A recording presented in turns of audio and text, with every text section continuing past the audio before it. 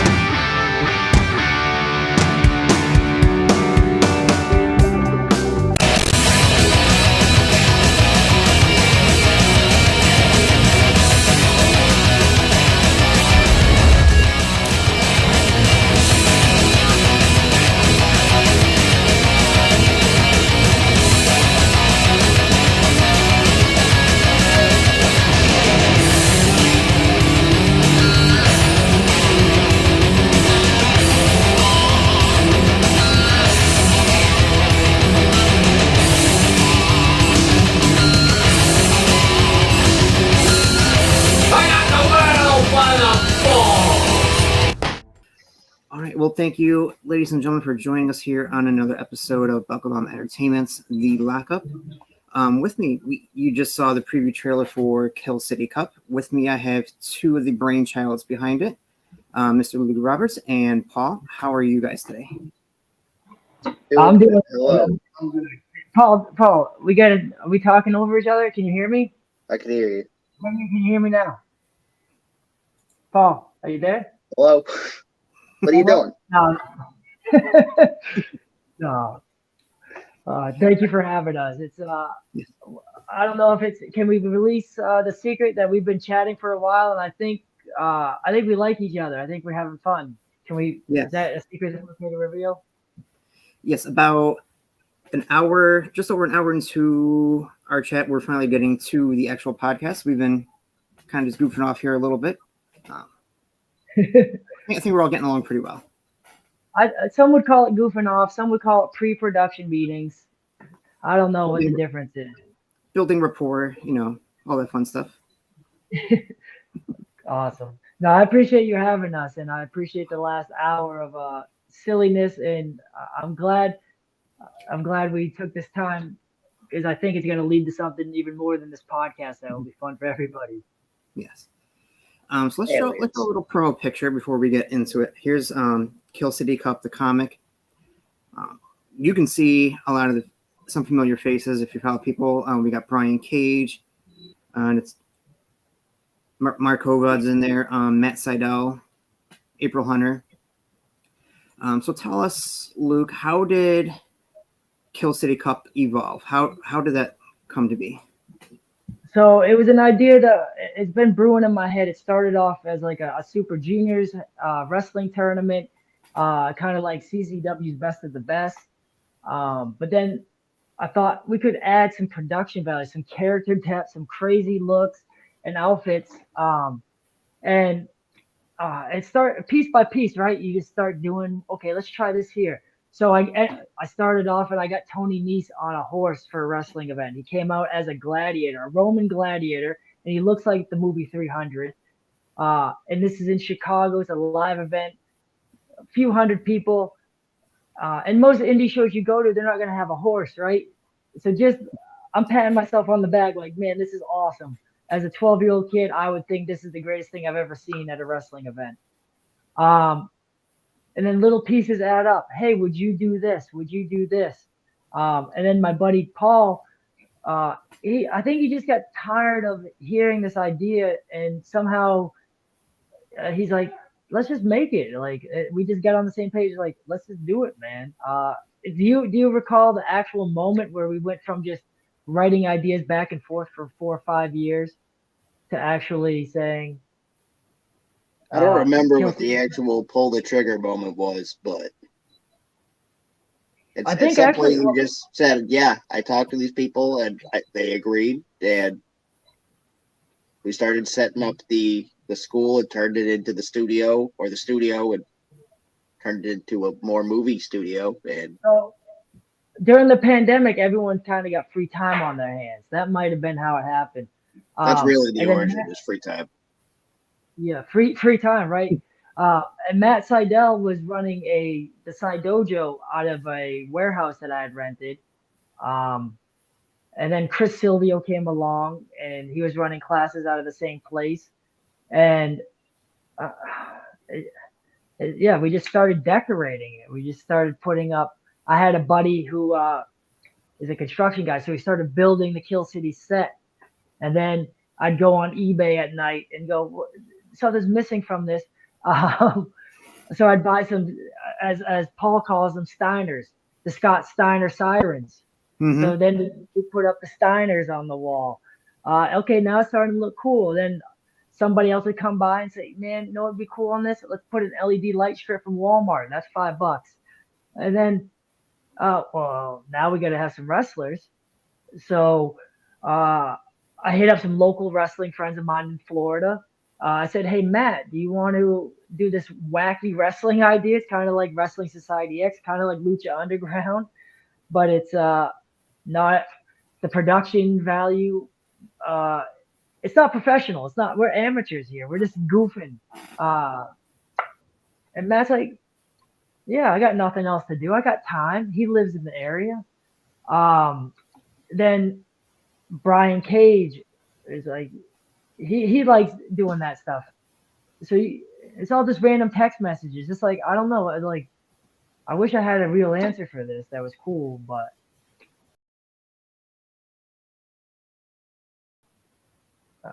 there So could is Matt be a Sydal the first wrestler that you approached with this idea? Over 10 or 12 years that this idea has been in my head, I have approached many people. The original list featured Chris Dickinson, Caleb Conley, Tony Nese, Kurgan from the Truth Commission in WWE, Todd Hansen. What's his name in WWE, Paul? Ivar. Ivar Warbeard. Well, another thing that happened is I had all these guys in mind for these characters, and then WWE started doing NXT 205 Live, so they started signing these guys, and then they started releasing them. So I said, "Hey, just random conversations, like, you talking to your friends, and they say, I got this wacky idea. What do you think?" And they're like, "I've heard worse ideas." But that's really, like, if you see the original list of people we had for it, we had M-Dog 20, Matt Cross. Do you remember anyone like else on that list, Paul, that jumps out at you? I remember at one point we were texting back and forth with James Mitchell to possibly be Mr. Kill or something along those lines. Gangrel was definitely on that list at one point. That would have been cool. I thought, yeah, Zombie Bushwhacker Luke would have been cool, I think. Man, there's so many people on the list. Man, I wish I'm at a hotel right now. I don't have any of my notes from Kill City. Paul's got this notebook that's just scribbles and scribbles, and I have a stack of paperwork and like grade school poster board layouts of like how the tournament would work in my head. Terrible, like I got out the markers and crayons and like made graphics or like trading cards like Pokemon. Like Trent Beretta was on the list. Biff Busick was on the list. What's Biff's gimmick in WWE? I forget. He hasn't been there in a while. Yeah, but like just like super indie names, and then I thought we just give him a cool costume. But it all started with Nice on a horse. That's where it all started. Tiny Nice on a horse kicked it off. And someday we'll have Nice on a horse. Yeah. He's been trying to bring the horse back every show, regardless of whether it was Kill City or not. He just really wants the horse. Yes. But for and a tiger. I think I'm gonna rent a tiger or a real life monkey. Jungle Boy was on the list originally. I thought, man, we get a Tarzan swing for Jungle Boy and a monkey. How much does a monkey cost to rent for a couple hours? That was a big appeal for me. Was the age of the fall thing. Anybody who gets that, I love you, because that means you're old like me. Yeah. And yeah, that was a huge thing in my head. I was just like, yeah, we're gonna do the age of the fall thing. We're gonna hang somebody upside down. They're gonna bleed on Jimmy in a white suit, and this is gonna be cool. And we're gonna recreate this thing I liked. And that's how a lot of shit came to be. It was just, we got one day to shoot this thing. Let's get all of the craziest ideas we can in. And try and make sense of what Luke's throwing at us at any given moment. Yeah. I'll praise Chris Silvio, who actually managed to pull a bunch of stuff out of his ass, out of complete nonsense that we threw at him. Now, without giving away any spoilers, we see a couple people get hung upside down. Was there any pushback for that, or were people saying, "Yeah, I'll do that"? I think No one anybody really objected until they were upside down. At which point it was too late. We were shooting, so like. Yeah. It was like a big pep talk. Like, no, man, you can do it. You can do it. We believe in you. Just hang in there. We got to get the shot. The hard part, though. I think we figured out how to. We didn't really know how to like tie someone up by their ankles and hoist them into the air. So we kind of figured that one out on the go. And I'm pretty sure when Maxwell got hung up upside down, that one hurt him a lot. And we figured out how to actually tie it so it didn't murder Jimmy as much. But Maxwell had to be a sport for a minute, and he was. He was real nervous, but he's a great guy. But man, that was very in his head. And then we asked him to hang upside down, and it was a big ask at the moment, but he did it. He was a champ. Yeah, there was no real pushback though, because like everyone on that, or most people in it, are my friends, so they know what kind of wackiness I've thrown out. Like, hey, would you do this? I guess. And then, well, I think some people just say it being polite to me, right? Like they're like, I don't want to hurt your feelings. And then like I show up with a horse, or I show up with a noose. I don't know if I can say that on YouTube. Or I show up with a cyborg guy for you, or it's all funny until it happens. But then a lot of the characters came out of an iParty run that took place the morning of the shoot. That's how Zipmon came to be. We saw the zip thing at iParty, and it was like, all right, we're going to stick this on Pecan's face, and that's how it's going to be. Yeah, no one was really against it. They were unsure of it because, like, I don't explain things really well. It was ridiculous. Yeah, and when I do explain them, it's like, wow, okay.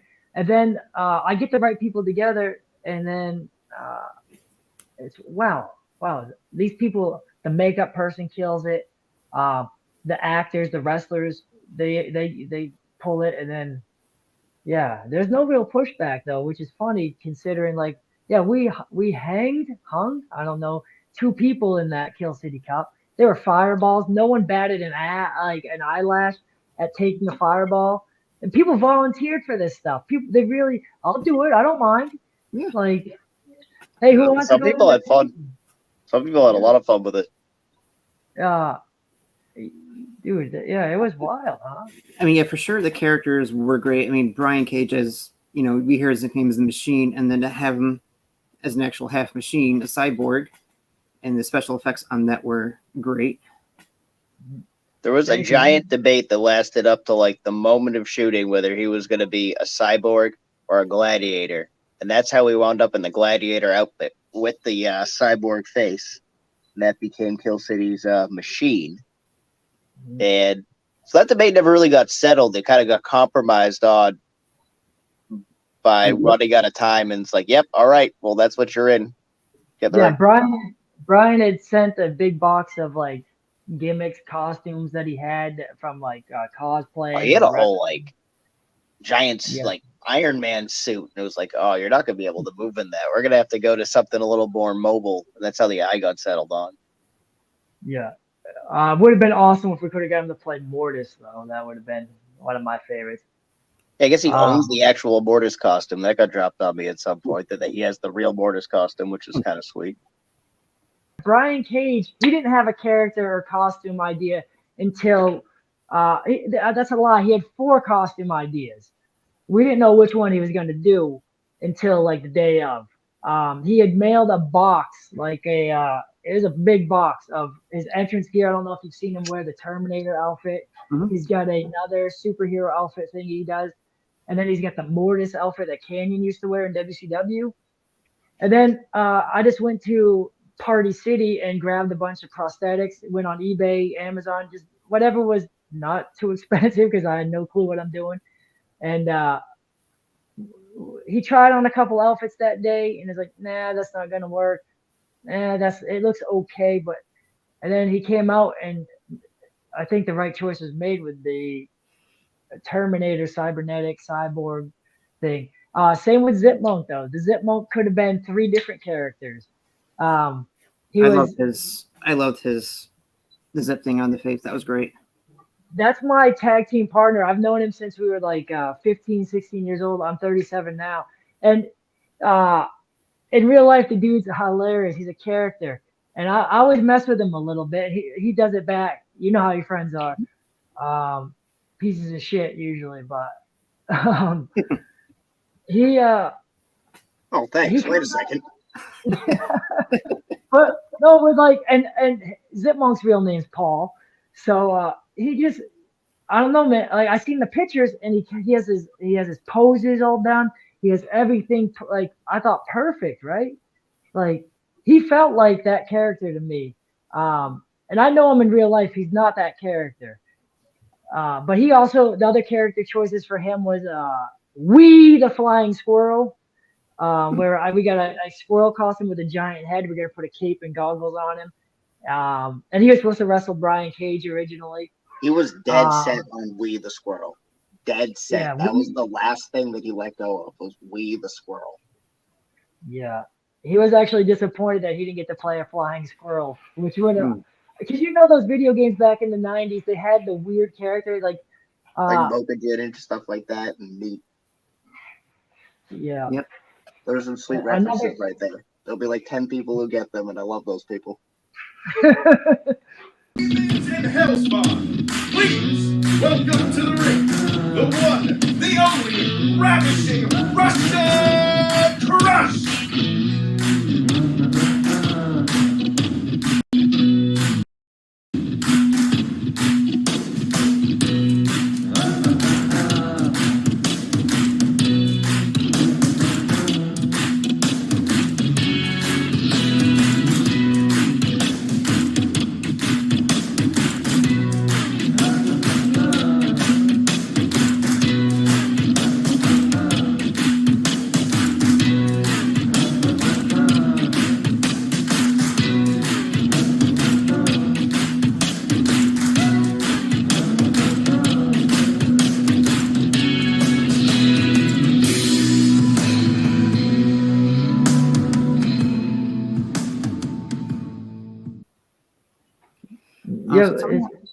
So tell me, you know how some of these other people got involved. You know you have Natalia Markova, April Hunter. How do they get involved? Natalia was Brian Idol. Do you know Brian Idol in NWA? He suggested that she was really, really good and easy to work with, and local. Local was the big key. So he saved money on flying somebody in. And then Brian Cage was like, "You got Natalia Markova? That she's like the best. I gotta wrestle her, man. That's gotta be the match." And Brian was super stoked about it. He's like a huge fan of Natalia and April Hunter. Come to find out, so Brian Cage, he's like nervous coming in. He doesn't know what's going on. There's no character planned for him. And then he walks in, and he sees Natalia. He sees like his childhood crush, April Hunter. So he's like, okay. And then he sees, okay, we got a makeup artist, and but he's still nervous until things get wrapped up, and he sees, oh man, they actually went through and did like special effects. This is cool. But him and Natalia, they have like a really good mutual respect for them. I'd like to see that on an indie show, or AEW would be cool. Yeah. Unfortunately, we don't see much of the intergender wrestling, you know, WWE or AEW, but you know, seeing them two work together, they put on a hell of a match. Yeah, and it's not like it looks. Sometimes mixed matches could be weird, not weird, but this was a good fight. This was a good. I thought you had said earlier today when you watched it that was your favorite, right? Yeah, it was definitely my favorite match. I mean, they're all good matches. That was good because intergender matches are tough to do. They got to make sense, in my opinion. You know, you can't. You know, the argument I always went with, you can't have like Alexa Bliss beat up Braun Strowman. It doesn't make sense. But the way Markova and Cage worked together, it made sense. The way their match played out. Yeah, I think you're right. Like, obviously, there's exceptions to, like, you could have super tiny girl versus super jack guy, but it can't It be works like a lot equal better in parts. this setting too, where it's like Mhm. way more fantasy based as opposed to trying to project that you're actually having a real contest as opposed to this Right. video game world. I'm not a fan of intergender wrestling personally. I'd like Super Juniors cruiserweight style, like a faster Ring of Honor. But yeah, they did really well together. Yeah, that was. Yeah. We're not trying to hurt anybody. It's all in good fun. Like, we Mhm. don't. Natalia Markova, she's the Russian crush, not because Russians are evil, because it's that USA versus Russia thing. It's that 80s like corniness, like simplicity. That's kind of why we did Kill City Cup. Like, I like 80s and 90s sitcoms. Like, it was nice and easy. Like, you can turn on Married with Children, Family Matters, Home Improvement, like all those good 90s show, uh, Full House, any of those, and you can know the characters. They're so like easy to understand, and they stayed in their lane as a character. Now they might give you a little bit of depth, but mostly you could just tune in and you could not be stressed out for a week. Like, man, what did I miss? What does this mean? I got to go on Google and find out what this plot was about. Like, watching TV now to me is exhausting. Like, there's too much. Like, You missed it. You missed it. yeah, yeah. For like, why can't this just be the evil guy that has money that runs the world, and why can't this be the like with Brian Cage? Why can't this just be the Cyborg, Terminator? Thank you. Like, and the Russian Crush, like, that was a cool idea because, like, I think originally was she supposed to be an evil person, Paul, or what? Like, why? Yeah, she was originally a bad guy, and then one of the people we thought was going to be in it up until pretty much the last minute, they called out, Was that and Matt the whole Cross? thing had to be shifted around, and she wound up in a totally different role, basically. He's really into this baby idea. The what idea? He's really into the baby idea. Oh, the baby eating? That was my whole tagline. That was for going to get years. in there, except the cake mold for the baby that was quote unquote a giant baby was more of like a cupcake size mold. And yeah, this thing was actually ordered, and when it showed up, it was too small, and there was no way to actually like make it work, or we couldn't figure out how to do it at the time, I should say. And yeah, that's why there's no baby eating in the movie. It would be humorous, you know what I mean? Like, they ate a baby. You keep saying What is wrong? It's not. I'm not promoting baby eating in real life at all. I think it's absurd. We're hereby promoting baby eating. Welcome to Kill City Cup. It's gone through like this is an idea I had in 2011, 12, Paul. It originally started out as just like a cruiserweight tournament. That was the original, and then it kept evolving and becoming like more theatrical and more theatrical. And then you got to do it on a horse. And then I think that's really where things went south for you. Is you got that dude on the horse, and you were like, I can do this bigger, and you've just been chasing that dragon ever since. I think that's the truth here. The story that Paul's talking about is I texted a few people this one day.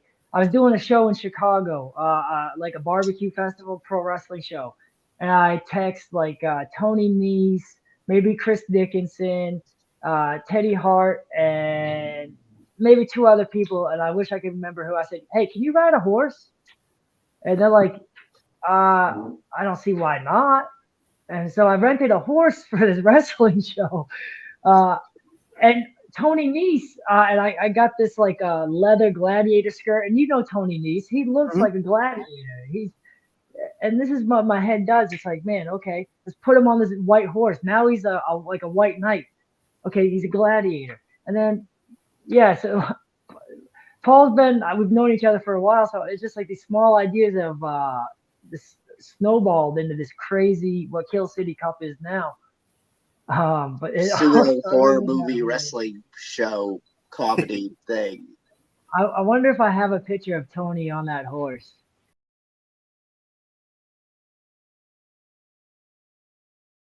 We don't script any of the matches. The wrestlers put them together, and the producers that help out, like and then by producers, I mean like Jimmy Jacobs, Chris Silvio, Paul, and then just people that have seen like, it would be cool for your character. What if you did this? And everyone's friends except for Maxwell Chicago. That he's trash.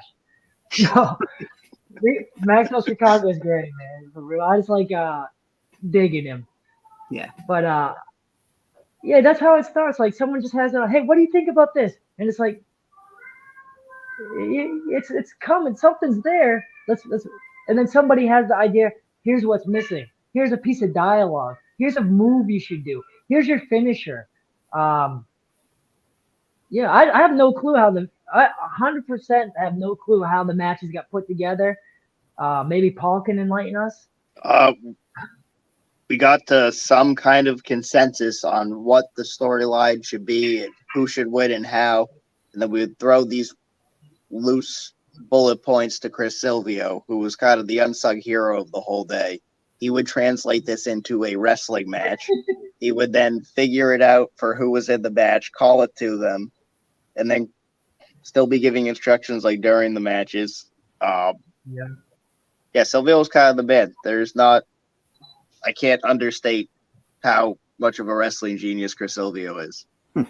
Which is funny because Chris's personal style of wrestling is British wrestling, serious, real technically based.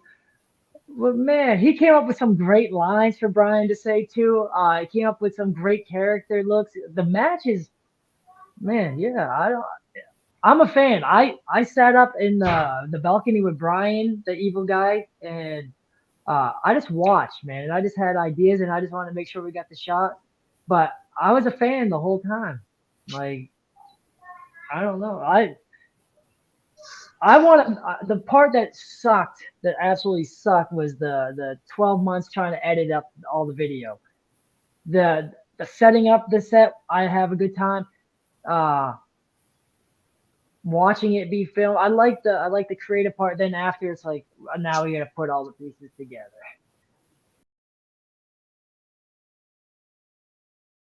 Yeah. Genocide from NWA. I don't know if you know her. Yeah. Yeah. She would have been cool in that, like, playing off of Brian with that cyborg Terminator cybernetic thing. Again, like, just easy. Like, I turn it on, I look, I say, I know what Brian Cage is playing. I know what Jimmy Jacobs is playing. I know we got a guy with a zipper face playing a monk. Like, it's silly. It's silly. But it's fun. Hey, don't take it so serious. Have fun. Have a couple drinks, whatever. Like, enjoy it. Just enjoy it, and don't think too hard. It's definitely meant to be silly. There's meant to be somewhat of a dark humor to it, and if you're taking it completely seriously, then you're doing it wrong. The special, effects with the blood kind of remind me a little bit of Kill Bill. You know how you got the idea, but it wasn't over the top. Now that was the thing too, like, and I'm always looking for insight. Like, should it have been? Was it too over the top? Was it too corny?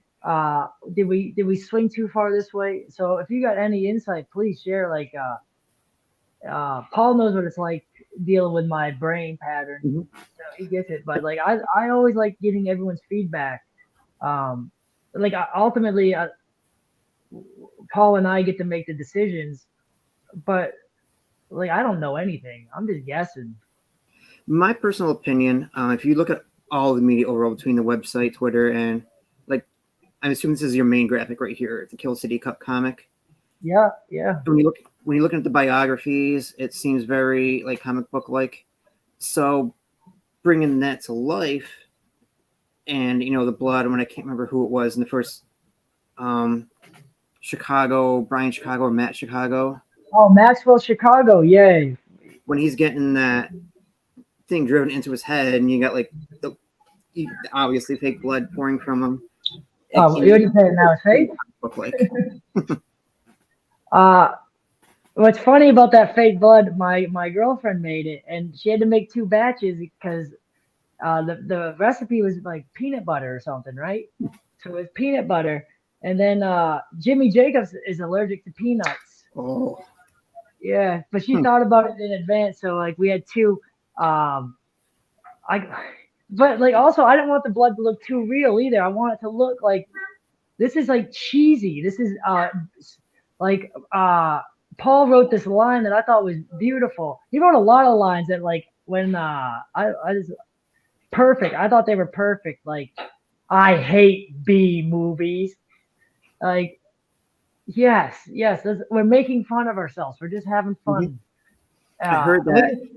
When I heard that, I'm like, there's a story behind this. There's got to be. I got Brian was just kind of the man, and he had already done this like evil billionaire character, and he had made skits about him at a press conference, and I saw those, and I was like, okay, I'm just gonna try and write in that guy's fucking voice, and Brian immediately picked up on it. And I've said a million times that Brian was like the star of the whole thing. I thought he did the best job out of everyone, and yeah, he was hilarious. He was fun, right? Like,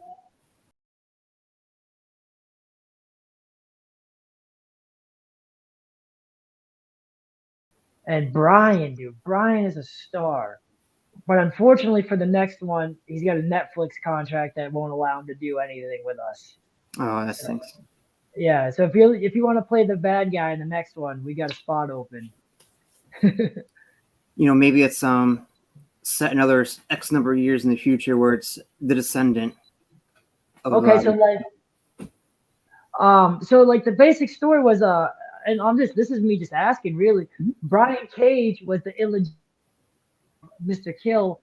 So, but I don't know if that's where it should go as like so a descendant. So I'm just again thinking out loud, Paul. And if you have any ideas, who could fill that role as like the son? Because it sounds like Tekken, right? Is that the movie where the son takes over from the father and runs the tournament, or is that Street Fighter? Something like that kind of happens in Tekken. It's Tekken, right? He kills his dad or something, or double crosses his father. There's a whole thing where like there's a devil genealogy and it passes down through generations. And I'm not exactly up on the Tekken lore at the moment. I haven't looked at it in a minute, but it's something similar to that.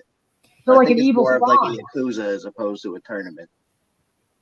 So maybe what you could kind of do here, kind of going back to Kill Bill lore, where has the back maybe the Russian Crush did come back eventually and kill Mr. Kill or whatever. I can't remember his name at the moment.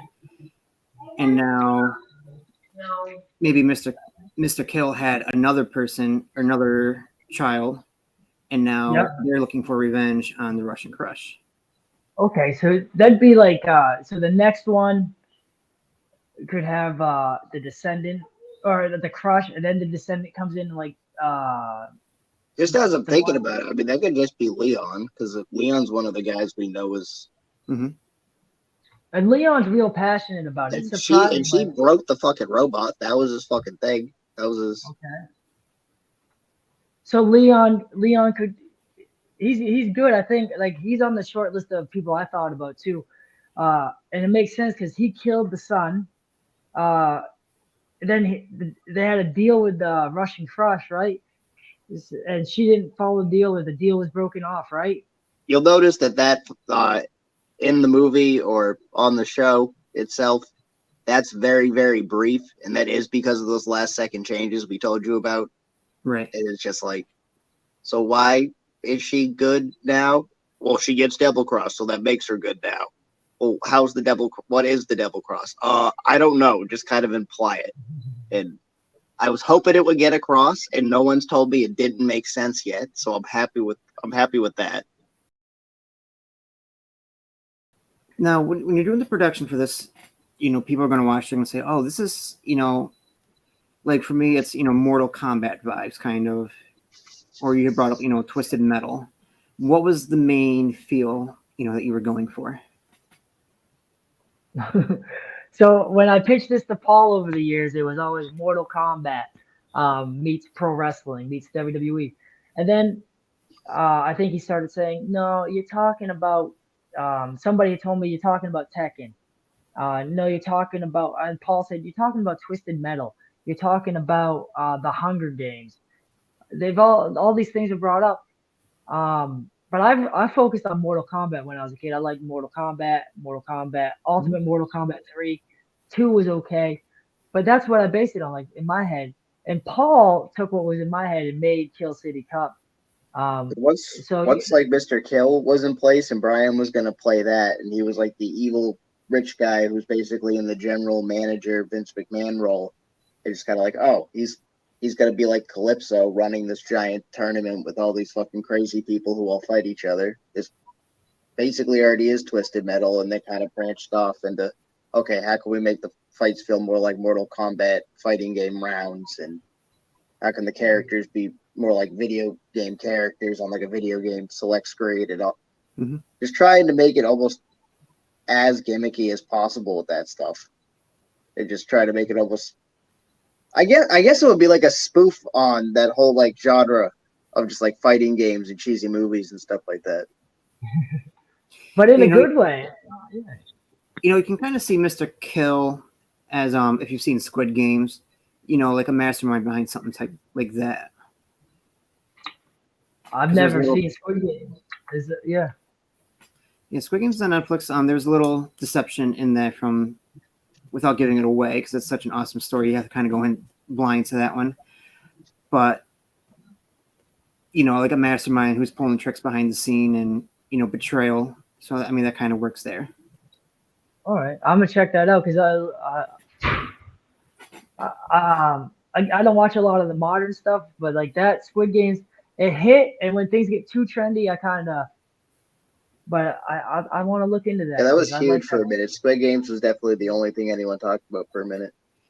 Yeah, for me, it was kind of like, I was avoiding it for the first couple of weeks. And I'm like, all right, I'm going to put this on. I'm going to do something else. But I'm going to put it on in the background just to kind of say, that I saw it. And then like halfway through the first episode, I'm like, okay, hold on. This is really good. This is a lot better than I expected. All right. I'm gonna check it out. I really like. And then you had mentioned Mars Attacks earlier, so I got a lot to watch tonight now. But that was the vein. It was kind of just like, yep, say Mortal Kombat, and then just video games and different sci-fi stuff just all kind of got thrown together. Like he was saying, the notebook I have for it is just absolutely. I can't even make sense of it trying to read it back. All the different versions of the fucking story that. Yeah. Sorry if you're not supposed to swear. My bad. I'll try to tone that down. That's right. We're rated E for explicit on Apple Podcasts, so we're all good. Repping the Mushroom Kingdom over here still. I forgot about that. That's the other.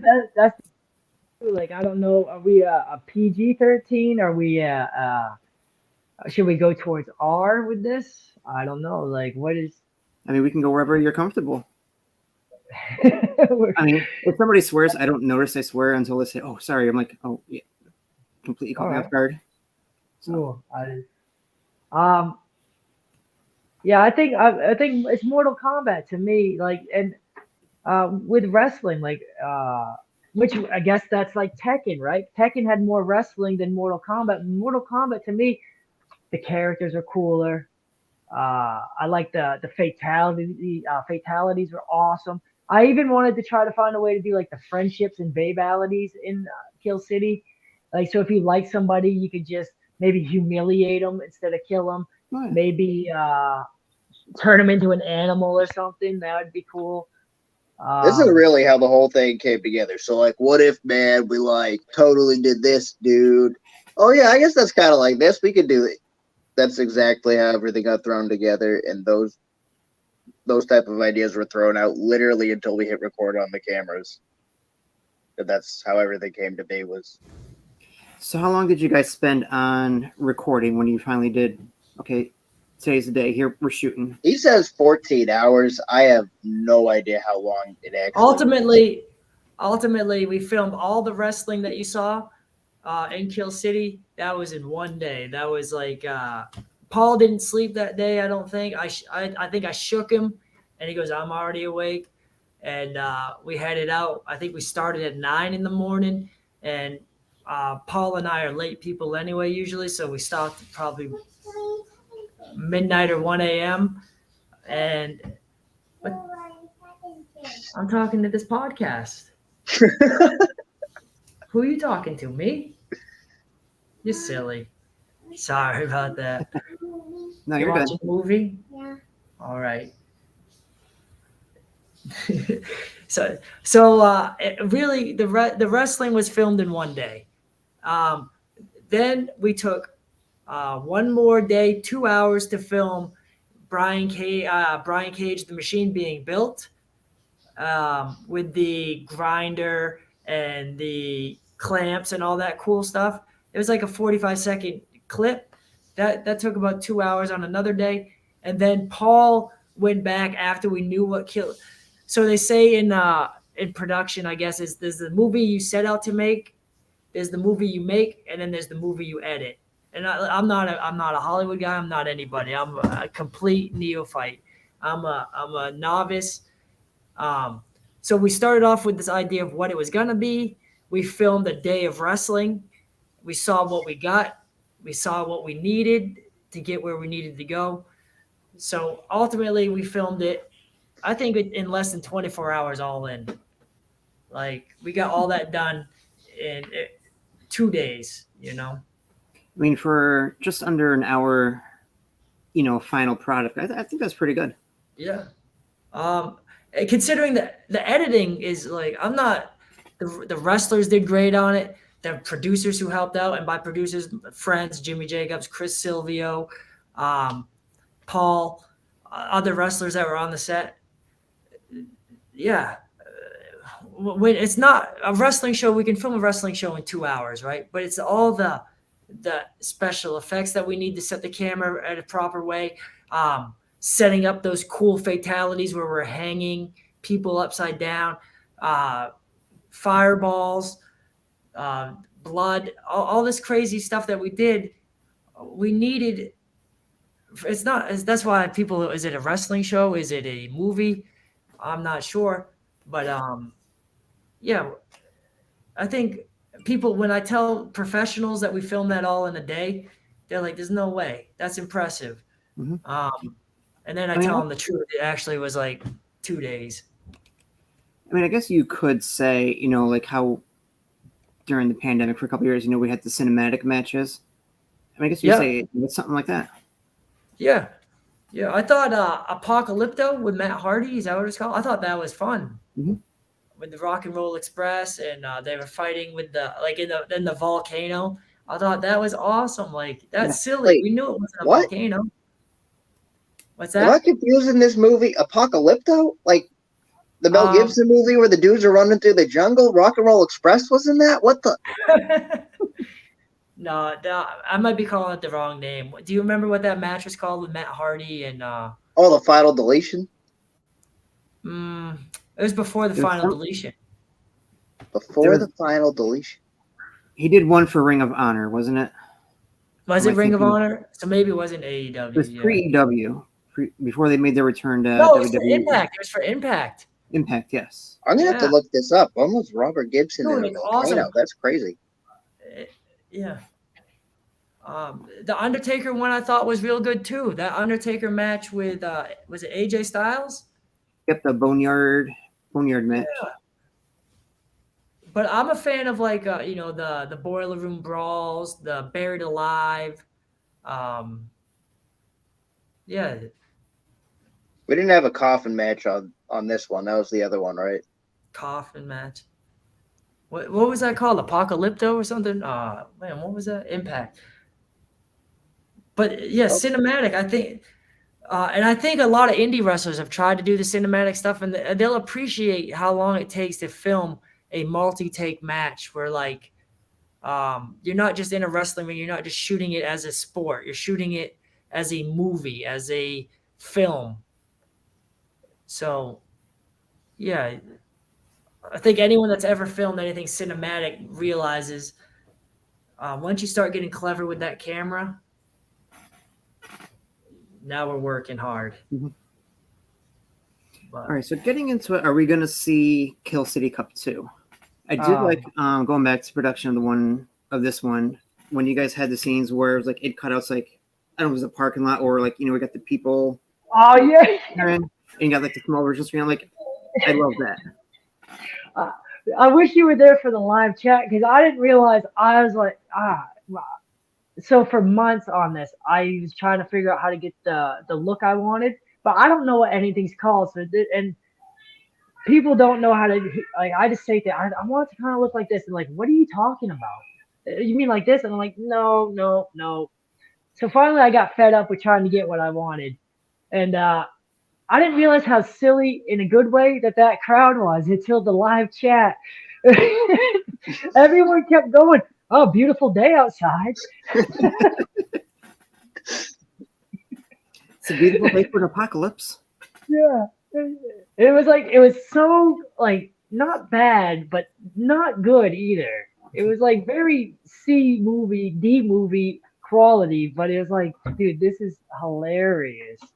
You're gonna get a Bruce Campbell cameo.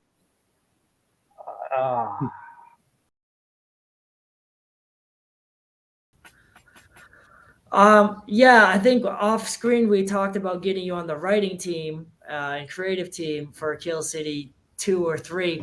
So the issue with Kill City, the one we released, Kill City Cup, is the second one that we filmed. Okay. We filmed the first one a little bit more corny, a little bit more video gamey, and it featured Matt Seidel, Natalia, Teddy Cold Hart, Scorpio.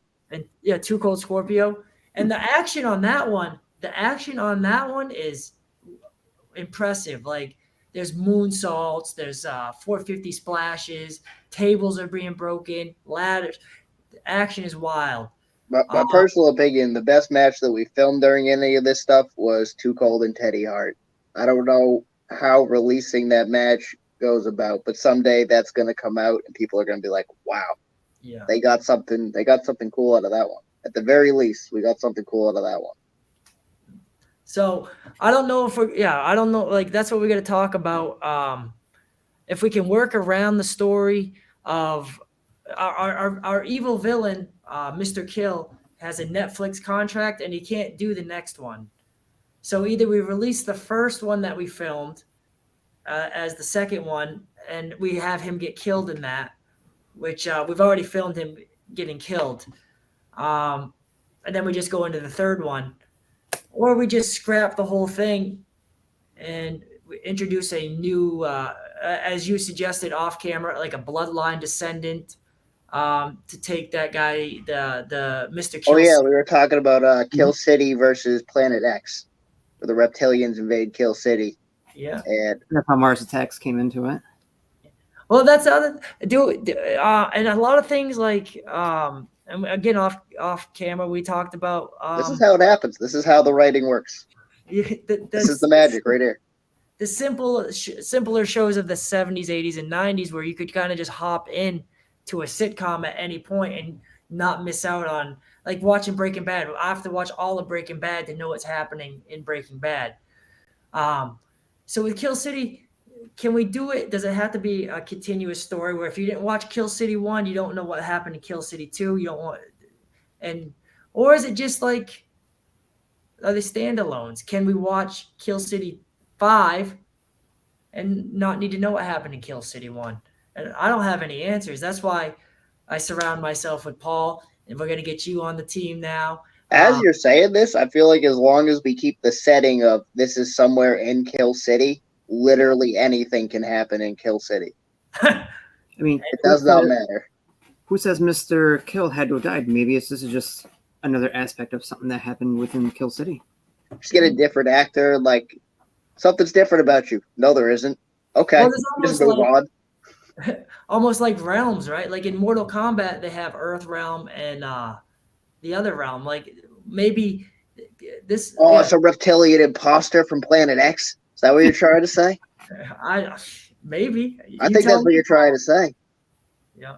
Throwing in the notebook. There you go.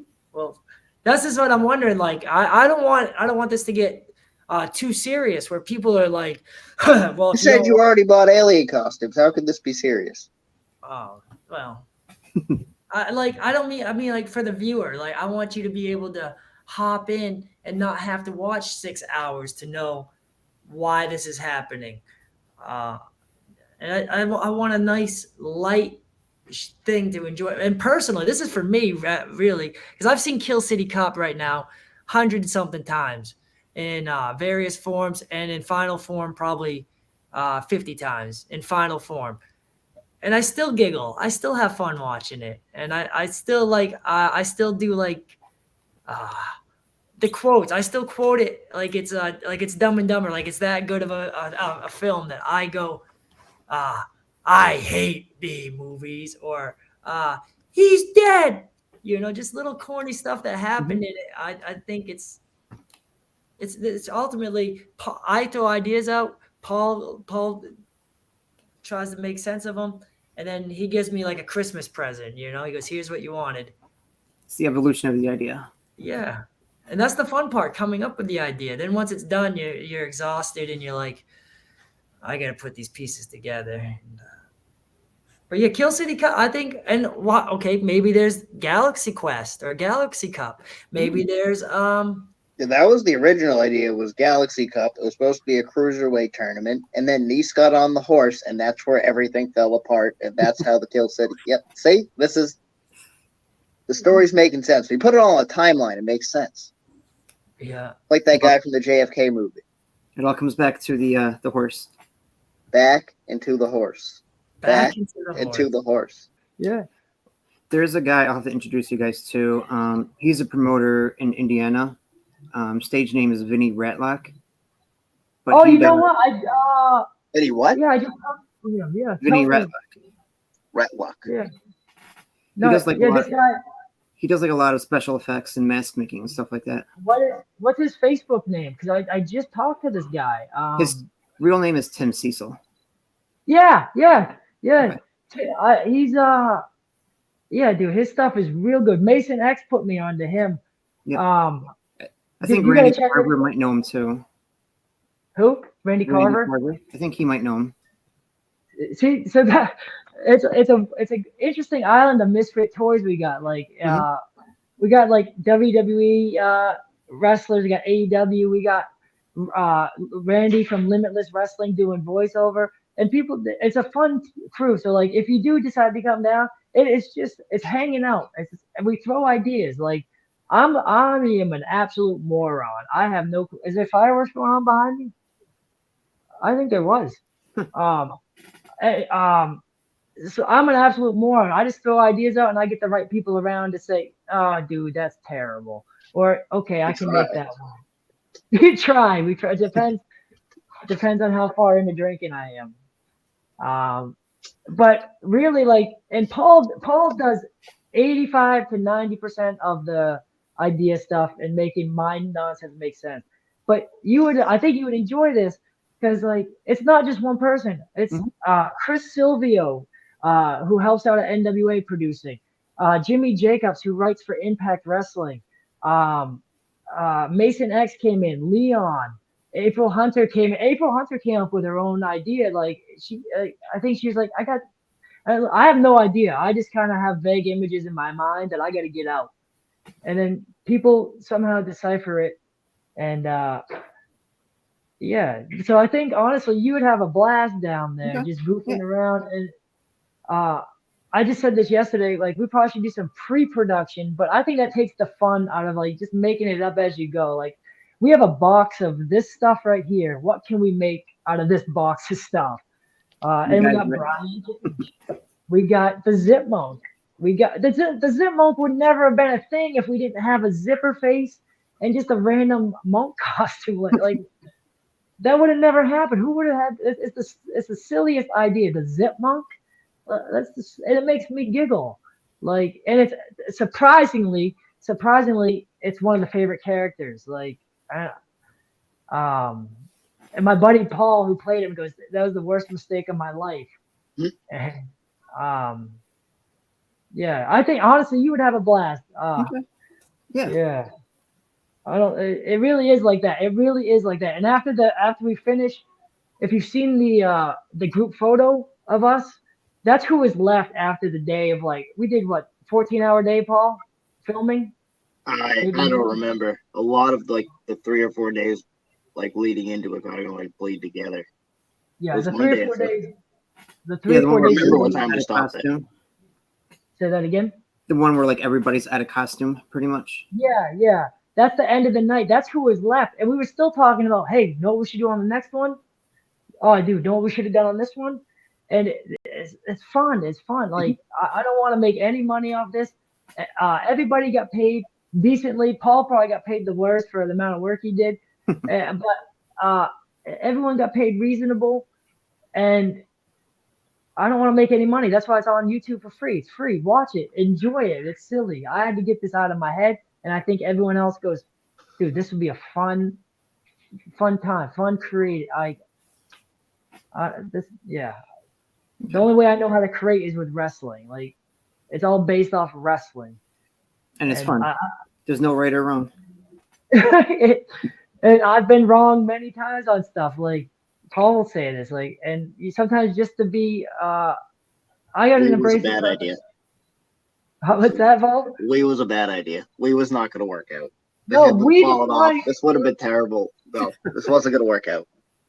I'm actually, my girlfriend's working on fixing that costume. Like, it's Oh, on here my. we go. Here we go. It really is. It's a giant. Picture this. This is how it It's happens. amazing. This is exactly how it happens. A giant monkey head. So it's a monkey outfit to begin with. It looks nothing like a squirrel unless you squint your eyes. We're gonna put giant his eyes are huge eyes. We're gonna put giant goggles on him, and he's gonna have a cape. And his name is pronounced Wee. It has 400 E's on it. And then he it's asked just- me, so how would you film this? And that's how the Kill City Cup got made. Yeah, that's really how it happens. This is And really then- how it happens. So what if the squirrel, was actually a rabid squirrel? Would fit in a little better. Okay, yeah. I don't. There's a video game where they have like is it Crash Bandicoot? What is the game I'm thinking of where they have like an animal that kind of, or maybe I'm thinking of Guardians of the Galaxy. I You don't think know. of Rocket Raccoon? Is that what I'm thinking? I don't know. Rocky and I Bullwinkle. don't- yeah, Rocky and Rocky. Bullwinkle? Yeah, Rocky was a flying squirrel. Or Yeah. Well, you got to understand there's just fragments in my mind of ideas, and they all come from somewhere, but I don't know where I picked them up. So this is where Paul comes in. He goes, I think you got it from here, and he's usually close, if not on. And then sometimes he's like, man, I have no clue what you're even talking He about. got that guy on a horse and he went, wow, I can one up this. And he's been chasing that dragon ever since. I swear that's what's going on here. And I want to do like I'm an amateur at production, super amateur. I have no clue what I'm doing. all right, so we'll end it here, at least for part one. I'm sure there'll be Merry many Christmas. parts in this series. One thing I like to end my shows with is a little segment I call the electric chair. Kind of like, Luke, you go first. kind of like 6, just rapid fire questions. Just answer the first thing that comes to mind. Both of you guys can answer here. So it'll be some wrestling, some non-wrestling questions. First question: your favorite class in high school? Oh man, I think I got to say gym class just because like there's no expectations about gym class. You just kind of show up, and as long as you try, A+. Mhm. But I was also a fan of math. Like I don't know, I found math to be it's one of those things where it's like it's definitive. You can't argue 1 + 1. It's going to be 2 every time. Exactly. What about you, Paul? I skip school a lot. I think going to school now would be fun because it's almost like college. Like you get to pick what you're into now. Like if you had said something like, I want to make movies where I'm from, it's like you can take an English class or you can take Like creative writing or something? we didn't even have creative writing. Like, so yeah. Okay. Second question. Hold on. How about you? Out of curiosity. The tables. Math was always my favorite because kind of for the same things. It's, there's no interpretation. It's just this is how you're supposed to do it, and that's how it's done. Yeah. Luke, it's a lightning round. We got to be. What are you doing? What are you doing? I suck. So someone who is no longer in wrestling that you would have loved to have had for the Kill City Cup. Hayabusa. Yeah, okay. My absolute favorite wrestlers are Chris Candido, Kurt Hennig, and Macho Man Randy Savage. But I think Hayabusa, Scott Hall would be. Scott Hall's the best. Oh, Mr. Pogo. If Mr. Pogo could have just come out and murdered somebody in the middle of a match for no reason at all, that would have made my day personally.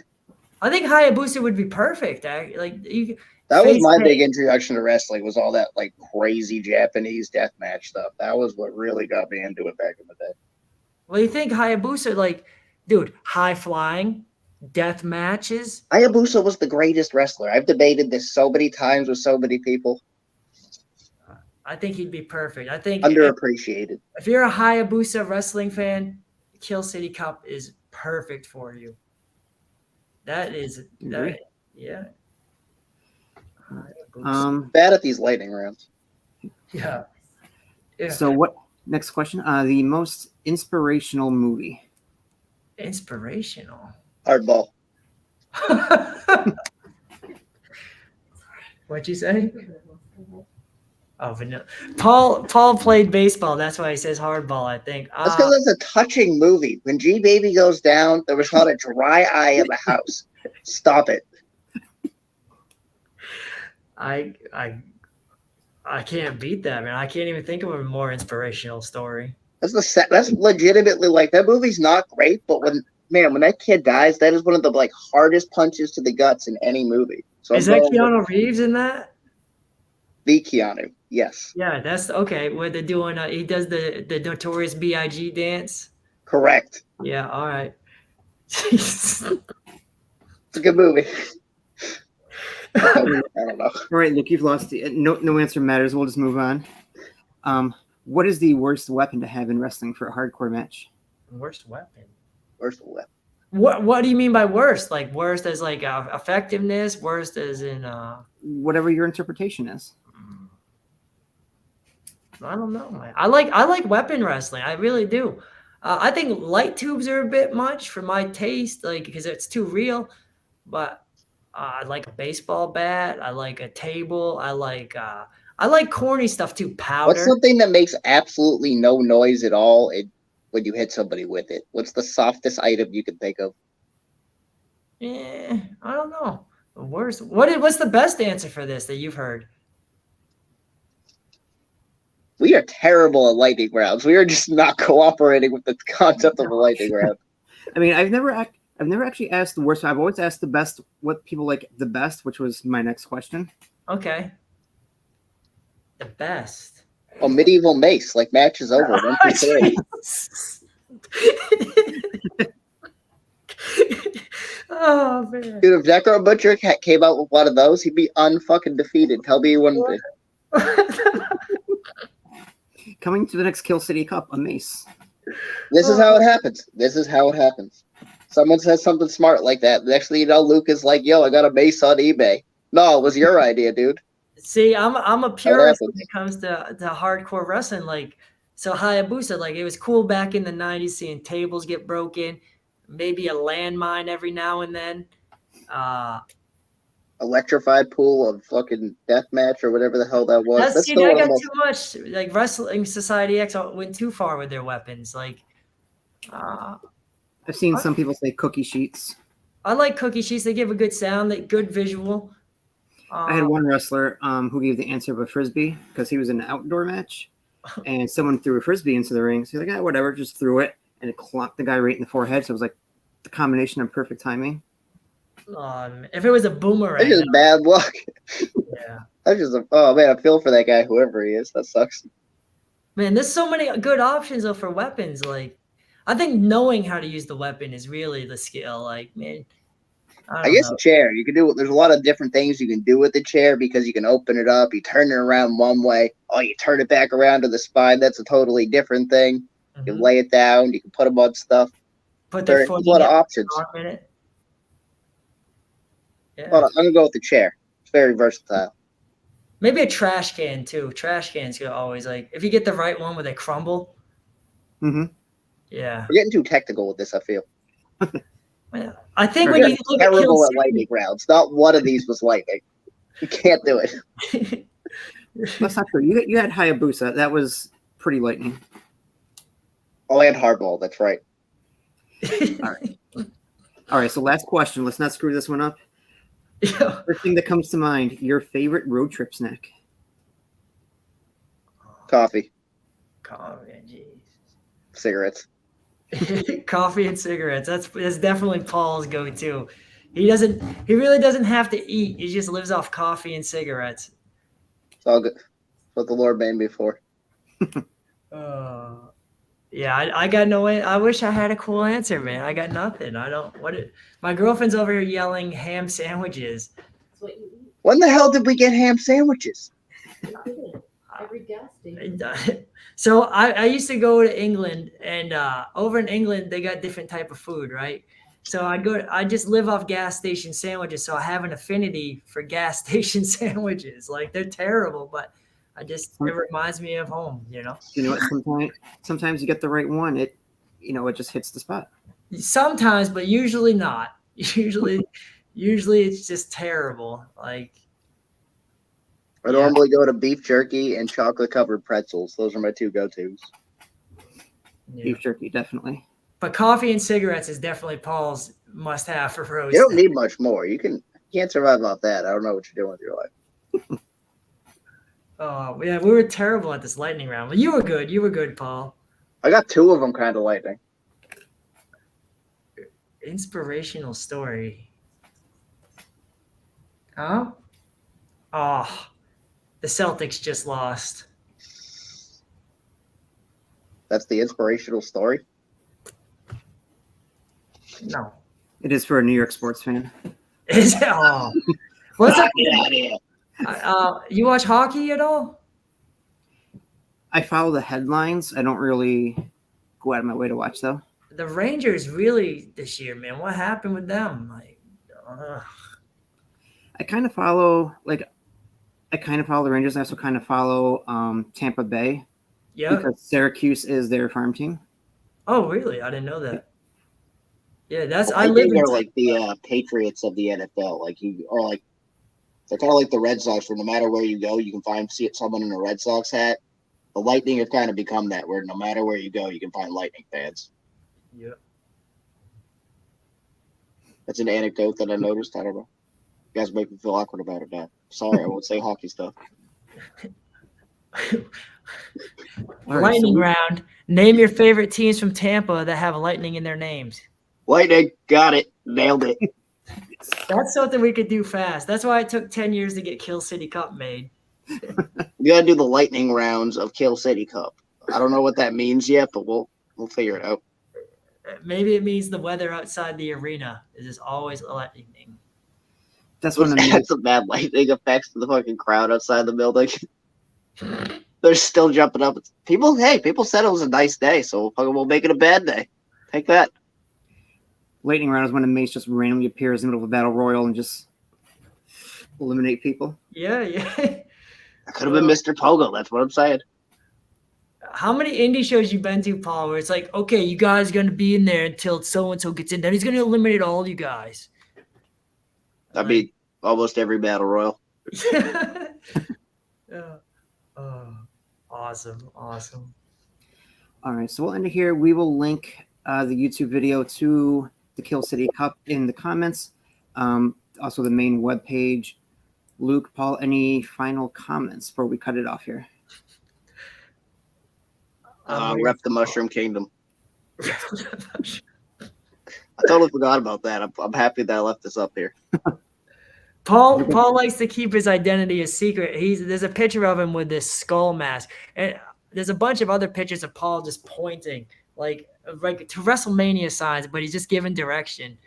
I was trying to be as obnoxious as possible, just like watching people lift heavy things, and they go up and they go, "Hey, come on, a little faster, let's go." Just to like, I think it's funny. They don't appreciate it, but I think it's funny.